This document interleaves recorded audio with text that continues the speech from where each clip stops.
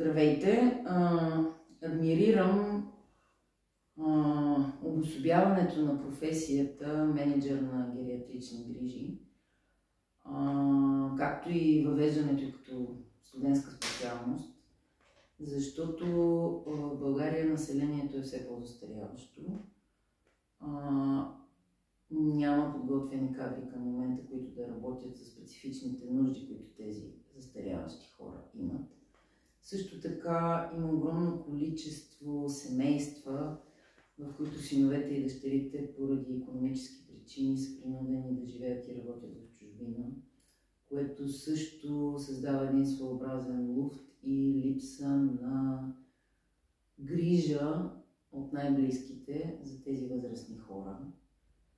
Също така гериатричният менеджер според мен е важна и ценна специалност и професия, защото той може да бъде незаменим помощник както в живота на самия възрастен човек, така и в живота на семейството като цяло, защото специфичните знания, които тези специалисти ще имат, ще помогнат и улеснят живота както на самия болен, така и на семейството около него. Както добре знаем, за всеки възрастен и особено за хората, които имат Алцхаймер и деменция, е от особено значение какво е качеството им на живота. Като под качество на живот разбираме всяко едно от измеренията, които може да бъде включено в това широко понятие. За мен фигурата на гериатричния менеджер е предвид знанията и уменията, които той ще получи и ще има, квалифицирайки се като такъв, ще разполага с една много голяма възможност да обхване различните аспекти, които могат да бъдат включени в понятието качество на живот.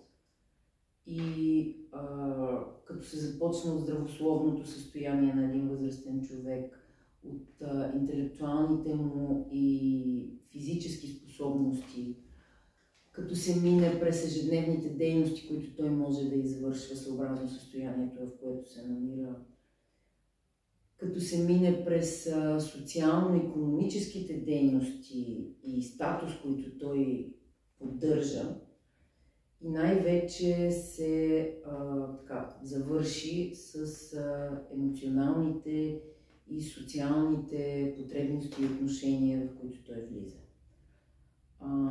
За мен фигурата на гериатричния менеджер е една фигура, която би могла даже да обедини семейството, давайки на това семейство знания за спецификата на тази болест. И би могло да способства обединяването на семейството около нуждите на този болен. Така нареченият диалог или взаимодействие с поколенията би могло да се засили. Съдя по моя баща, който е в начална фаза на Алцхаймер и за който посещенията на внуците му при него се превръщат в един своеобразен празник.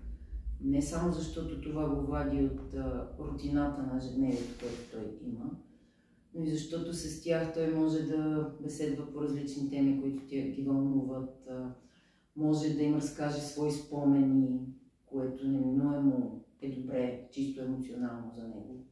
Също така се чувства достатъчно значим и ценен и в тази среда може да задава въпроси и да получи информация относно неща от съвремието на младите, за които той даже не е чувал. Друго важно нещо, което според мен повишава качеството на живот на възрастните хора, е насърчаването на участието им в ежедневни контакти с други възрастни хора. Дали това ще е като под формата на разходка или това ще е под формата на някакви срещи и социално общуване съобразно интересите на всеки. Това всъщност няма голямо значение. Въпросът е да има контакт пълноценен с хора на своята възраст. Например, баща ми цял живот е обичал и се е занимавал с ремонт и поддръжка на коли. Това му е хоби. И ежеседмичното посещение в един такъв автомобилен сервис също е за него една форма на празник. Защото там не само води разговори за разни модели или пък неща по двигателя, които го интересуват, но по този начин се стимулира и когнитивната функция, използва разни термини, които е знаел или натрупал в годините като знания, които в един момент в ежедневието на един възрастен човек се превръщат по-скоро в пасивен запас, а не в активен такъв. За мен е също от много голямо значение и участието му в групата, която е за хора с ранна форма на Алцхаймер, приятели по памет, приятели на деменцията, защото в микроклимата на тази група, може би това е мястото и времето, в което той се чувства изключително много защитен, изключително много и силно приет, защото се намира между хора, които имат сходни проблеми като неговите, което не може при каквато и любов и отношения да имаш в семейството, в крайна сметка не е същото. Също така за качеството на живот несъмнено има огромно значение и всяка възможност, която може да се използва за участие в други форми на социален живот. В нашия случай посещава религиозни служби един път в седмицата, където отново така, се чувства изключително добре приет и бих казала пак защитен в една среда, която е с изключително висока, да го нарека, търпимост или приемане на такива хора. Ходи на тези религиозни неделни служби и през зимата, и през лятото, което понякога му коства повече усилия, но упоритостта, с която го прави, показва, че там, освен една емоционална радост от общуването с много и различни хора, както по възраст, така и по професии, води до една, може би, завишаване на собствената самооценка от този контакт, който е пълноценен и се осъществява редовно.